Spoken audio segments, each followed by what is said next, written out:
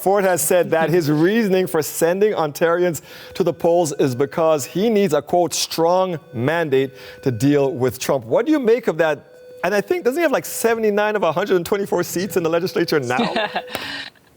That's right, Dwayne. I mean, you could argue that Premier Ford currently does have a strong mandate, and he has that going into next year. And as President Trump is threatening these potentially devastating tariffs on Canada, and particularly on Ontario and the Ontario auto sector. But Mr. Ford is trying to argue that he doesn't need this mandate just for the next week or the next month.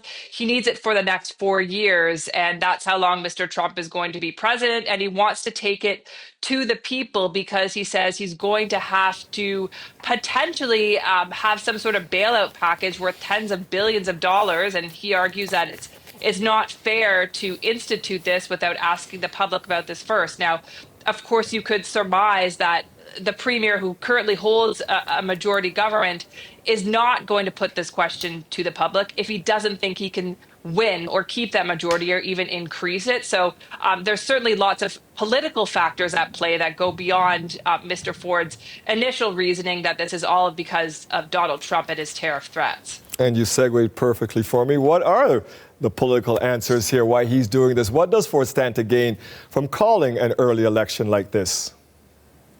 Well, look, I mean, timing is everything in politics, right? I mean, if Mr. Ford takes it to the public now and is able to secure another majority mandate, he buys himself at least 3 more years. And, this is happening in the backdrop of a very unstable federal political scene. We had, of course, Prime Minister Trudeau resign. We have the Liberal Party in a bit of a disarray, having their own federal leadership contest. And Mr. Ford has talked a lot about the carbon tax.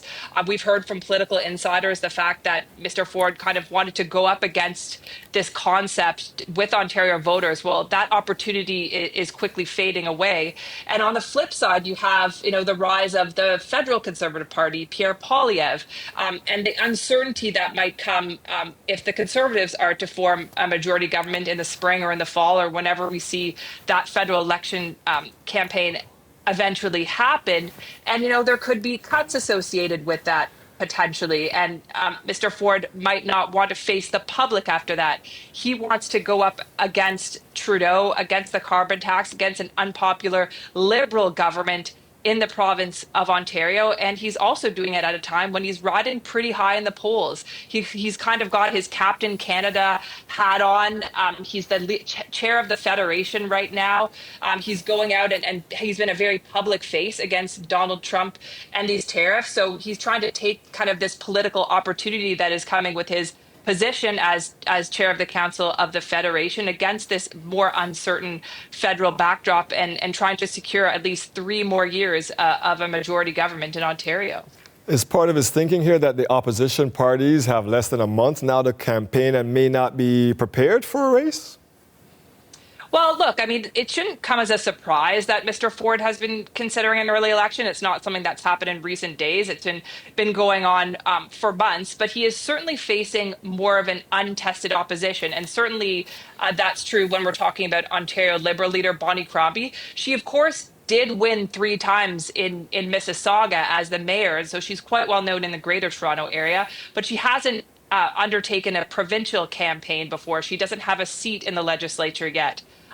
And so, he's facing off as well against Marit Stiles, who's been leader for longer of the NDP, but she too hasn't gone up in a campaign as much as Mr. Ford has done provincially. So he is trying to take advantage of them. We have heard, of course, the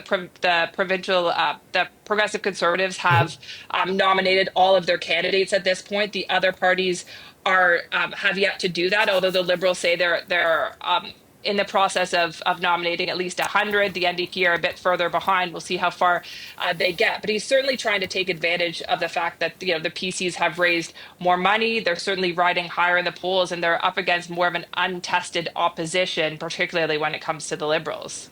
We'll have to bring you back on again to talk more about this because I'm running out of time. We're trying to get David Peterson on about his early election call, and he lost that. That's going to be an interesting conversation, too. A cautionary tale. Yes, ma'am. We read her in the Globe. She's here with us tonight. Laura Stone, Queen's Park reporter for the Globe and Mail. Thank you, Laura. Thanks so much.